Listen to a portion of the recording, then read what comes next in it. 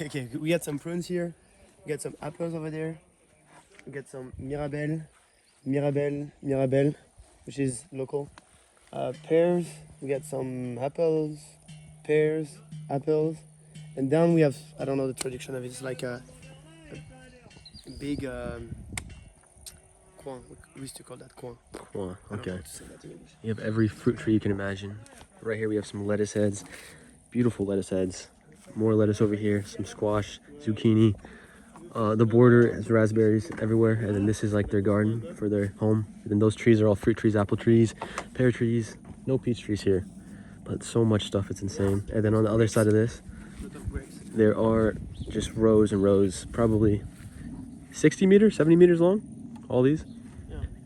And they just have tons of strawberries, black currant, red currant, which are This is like fruits that I've never this is seen. to avoid the insect to go out the tree. the what? The paint? Yeah. It's not the paint. It's like c'est quoi exactement ça là, le blanc là? De quoi? De la chaux? C'est de la chaux. Ouais. I don't know if you say that in C'est English. pour empêcher But it protects Les it, insectes or de monter, ouais. les provides protection for the insects vers de to monter go dans les up. fruits. Alright guys, I'm back the next day. My phone died, so I didn't get to show you guys the entire garden that they have. As you can see back there, it is humongous. It is currently 4th of July, so happy 4th of July for everyone watching back in America. I'm super excited to show you guys the rest of this garden slash farm. It's not really a garden, it's a farm. It's way too big to be just a garden, so I'm gonna go through each of these aisles and tell you guys a little bit about what they're growing and what they do with what they grow. So as you can see, they have lots and lots of rows, mostly strawberry, raspberry. They have these plants called red currant and black currants. They're kind of like boba shaped, kind of like pomegranate seed shaped fruits. They have a more of a sour taste and a sweet taste, but those are the four main things that they grow: raspberry, strawberry, red currant, black currant. They also have some blackberries, but for the most part it's the four like I told you guys. So right here they have the new strawberries that they planted within the last year and a half. These ones don't produce much the first year. As you can see, probably 60 meters, 70 meters, 2 rows of them, and as you can see, yeah, just baby strawberry plants, not many on there. On this side they're getting ready to do the same thing. I don't know if they're planting the strawberries yet this year or not, but these are the more mature strawberry plants. As you can see, they have a bucket right there. Yeah, these ones are a lot bigger. Very green. I don't see very many strawberries. I think they already took most of the strawberries off, as you guys can see, but this also goes down for another 60, 70 meters. Right here we have even more strawberries, but these are kind of towards the end of their life, so they're probably 2 to 3 to maybe even 4 years old. Probably right around 3 years old. These guys won't last for very much longer. I don't even think they picked these strawberries this year. As you can see, every now and then you'll find a good strawberry in this row, and the strawberries here are so sweet and so juicy. They taste very good, like every strawberry should taste. As you can see, another strawberry. That one's not really ripe to eat, but yeah, they have 2 more rows of strawberries right here, and then we have a whole row of raspberries. Sorry, these raspberries are actually very good. They have 2 different varieties of raspberry. I need to ask which ones, but as you can see, look very good. There's a bunch of bees over here spreading the pollen and making sure that all of this can happen. So let me give you guys a little backstory of what they do. Basically, his dad owns a big farm, I think around 420 acres, which is pretty big in France. So they grow a bunch of wheat, some barley, mostly cereals, and then they turn the cereals into flour, and they sell the flour and make pasta. They have their own little shop. Then he also has some animals. He does cows for meat, not dairy. They have a bunch of sheep.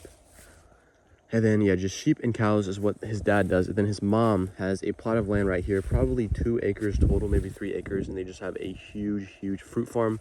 And what she does with the fruits is she cans them, she makes jams, she makes syrups, she makes fruit candy that is so good. What else does she make? I know she makes some ice cream sometimes, not very often. But yeah, mostly candy, syrup. They have something called nectar. It's basically in between a smoothie and just a regular drink. It has a thick consistency, basically, where they take the fruits, they take them inside, they cut them, wash them, they boil them, and then they basically put them through a machine which strains them and separates the solids from the liquid, and then it turns it into nectar, which is basically like a smoothie juice, and she sells that as well. So basically they are very sustainable. They like growing their own food. I've been here for maybe 5-6 days, and they have 3 meals a day, and everything from their meals comes from basically I think 90% of the food they eat, they actually produce, which is awesome. All of the meat they produce, not all of the cheese, but a lot of the cheese they produce, and a lot of the cereals too that they use to make crepes or pancakes or anything like that is actually flour from the barley and the wheat that the dad makes, which is very, very cool. And then, yeah, these guys are the black currants I was talking to you guys about. This is what they look like. Basically just black dots. These ones look like they're not doing amazing. But yeah, since I've been here, they've picked red currants for the last 3 days, and they've picked 150 kilograms just of the red currants, which is roughly 150 kilograms. Should be about 350 pounds, somewhere around there. I know my conversion's not going to be perfect, but yeah, 350 pounds just of, 2 rows of red currants, which is insane. Right here, not sure what that is. Honestly, they have a lot of fruits that I've never heard of. One of the fruits they have is mihabel. I'm not sure what the English translation for that is. I think we even looked it up and they don't have an English translation, but they have a lot of fruit trees like I showed you in the beginning of the video. And yeah, a lot of cherry trees, I forgot cherries. They have a lot of cherry trees that they sell cherries fresh. And then the cherries that aren't as good, they'll either give it to the animals, and if they're not pretty but they're still good, they'll make it they'll put it into the nectar that I told you guys. They'll mix all the fruits together and use it for something. So they don't like really anything to go to waste, which is something that I really appreciate. So I have some fresh strawberries, guys. If you guys haven't had fresh strawberries, these taste so much different than the strawberries you get at like Walmart or Kroger's or any other big box retail store. These taste very, very fresh. Everything over here is 110% organic, so it's insane how they do how they just keep the bugs away from it without using any pesticides or any herbicides. But yeah, picking some strawberries right now. I'll probably go pick some red currants, some black currants, some raspberries, both kinds, and just show you guys my harvest. So this was my small fruit harvest. As you guys can see, all the berries are dropping, but we got the red currants, some of the black currants. I like the red over the black for sure. Got some fresh raspberries, and we have some very, very good strawberries. Strawberry is definitely one of my favorite fruits. They just taste so good. I know a lot of people really do have trouble growing them. I have not even tried to grow them yet, so I have not gone through that process yet, but I'm going to probably next year when I get back home. But yeah, that's my harvest for the last 5 minutes. I wanted to show you guys the garden. It's very beautiful, very big. I think everyone should have something like this. Not as big, obviously, because it is a full-time job. But if everyone had a little bit of this in their backyard or access to, I think everyone would be happier and healthier. And then right here, they have a grapevine. None of these grapes are ripe yet, as you guys can see. Not sure what kind of grapes these are, but they are grapes, and they look very, very good. They're gonna make for some great grapes later on in the season. Now they just eat their grapes. They don't really do anything. They don't sell them. They don't make any juice or anything out of them. They just eat them. No wine or anything like that. But a pretty small grapevine vineyard right here. They have a lot more at their house, but I probably won't show you guys that because it's not anything like this. But they do have a lot of grapes and lavender and strawberries and squash and other stuff like that at their house. But yeah, here is what their grape vineyard looks like. So yeah, I've been in Europe for maybe 2 weeks, and I really wanted to show you guys this garden because I was super excited to come and just experience this for myself, and they were kind enough to let me just show you guys the garden. So yeah, super excited for this video. I've been here for about 2 weeks. I leave in 1 week. So yeah, like I said, happy 4th of July. The plan is I'm a little bit behind in my journey to sell 1,000 plants this year.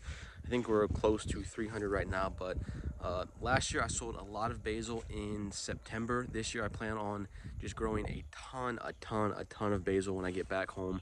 I'm talking like hundreds and hundreds of basil plants, and then sell basically just as much as possible. I think that's my goal. That's my plan right now. I think basil plants are some of the plants I have the most confidence in growing, and I've had the best results and luck in the past of growing those plants. So we're gonna try to sell $600, $700, $800 worth of basil plants right when I get back. So I can't wait to show you guys that journey. If you guys enjoy this video and you want to follow along, I really do hope you guys subscribe. I do have a greenhouse to build when I get back too, so I have a lot of stuff to do when I get back in about a week. But until then, I will see you guys next time. Make sure you guys are taking care of yourself, taking care of others, and I will see you next time. Stay safe and stay blessed, guys. Peace.